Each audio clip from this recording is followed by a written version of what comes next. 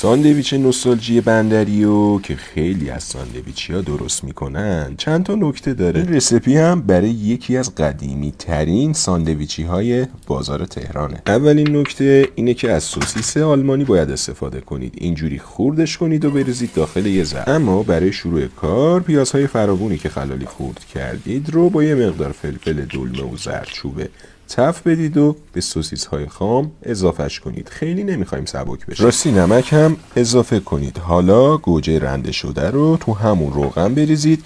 یه مقدار که آبش کشیده شد رب به همراه ادویه‌ای که گفتم رو تف بدید و در آخرم سس باربیکیو و آب جوش و دیگه آماده است.